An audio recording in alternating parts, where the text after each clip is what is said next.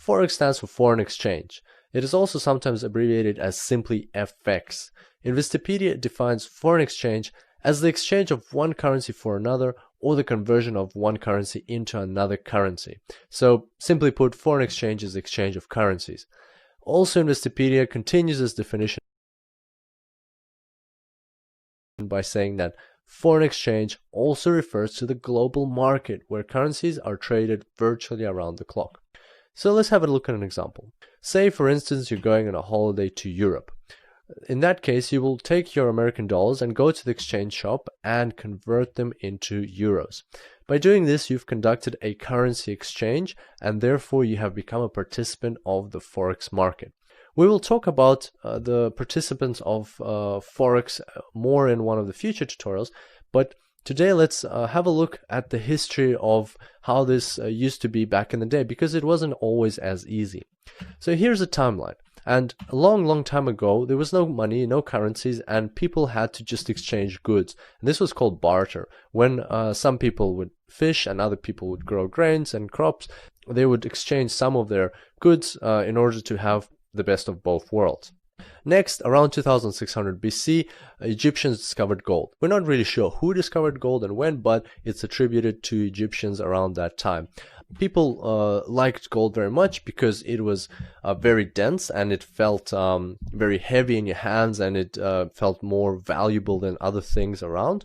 It was shiny and it was soft, so you could mold it into different shapes.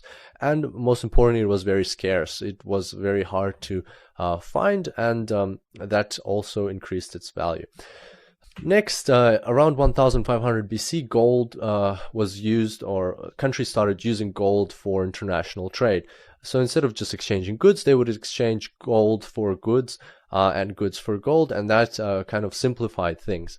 Then, to simplify things even further, around 700 BC, the first gold coins were created, and that was a very handy thing to have, because before that, people had to check that the gold that they're receiving is actually gold, and also they had to weigh it up. But by having gold coins, they could already know what value those gold coins are carrying, and that speeded up the process of exchange. So that's a bit of ancient history, which now brings us to the modern world. In about the 17th century, paper money started spreading across Europe, and around the 18th century, it became so popular that it started causing tensions, because some people and countries were still using gold and silver coins, whereas others were actively using paper money, and there was no real connection between the two. And that is when the gold standard came into play. The gold standard was agreed upon in 1875, and basically what it meant was that currencies became backed by gold reserve of their countries. In essence, that means governments guaranteed conversion of currency into a specific amount of gold and vice versa. Let's look at an example. For instance, country A says that its one unit of its currency equals 2 ounces of gold, and country B says that 1 unit of its currency equals to 4 ounces of gold. And that basically means that you now know how to convert currency of country A into currency of country B. That made things more simple, and also defined certain rules around how these transactions occurred. And the gold standard became the first standardized means of exchange in history. So that was a good idea in general, but then what happened was World War I struck and World War II. During these wars, countries that were fighting with Germany spent a lot of money on their military, and basically they were printing more and more money, and which they had to back by gold reserves, and the gold reserves were rapidly depleting, and it got to a point when they couldn't actually guarantee all that money with gold, and therefore the gold standard lost its meaning. And so to fix that issue, in 1944, the Allies got together to sign the Bretton Woods Agreement.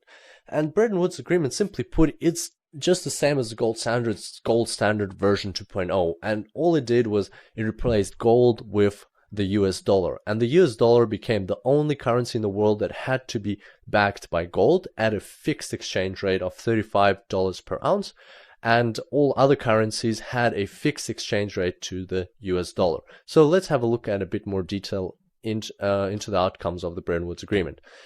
So first of all, fixed exchange rates. All currencies were pegged to the US dollar. Second, the US dollar became the primary reserve currency, which meant that it had to be backed by gold. And three, the creation of two organizations. The International Monetary Fund, which is simply a pool of funds where all participating nations contribute to on a regular basis, and then if they have problems within their country, they can take money out of that pool, fix their problems, and then return it plus pay some interest. And also the World Bank, which is a financial institution of the United Nations, meaning that its main purpose is to reduce poverty around the world and help developing countries. By the way, if you're wondering why it's called the Bretton Woods Agreement, that's because it was signed in a town called Bretton Woods in New Hampshire, USA. And as you can expect, when you create something which is basically the gold standard version 2.0, then there's a very high likelihood of it failing just as the gold standard did. And that's exactly what happened to the Bretton Woods Agreement. Over the years after World War II, gold reserves of the US started depleting very rapidly, and in 1971, US President Richard Nixon closed the gold window by telling all other countries that the US will no longer exchange gold for US dollars held in foreign reserves. This event marked the end of the Bretton Woods Agreement, and since then, the world has been using floating exchange rates between currencies, what we now know as the Forex market. The main two takeaways from this timeline are that, first of all, it hasn't always been that simple. It took some time for nations to come up with the current Forex system that we have. And secondly, that there have been several attempts at creating fixed exchange rates between currencies. For example, the gold standard and the Bretton Woods Agreement. And all of these events have failed because it is very artificial to put such constraints on currencies and try to control them. It also illustrates that the Forex market that we currently have is by far the most natural thing that should govern the exchange rates of currencies between each other. This brings us to the end of today's tutorial. I hope you enjoyed it, and I look forward to seeing you next time. Until then, happy trading.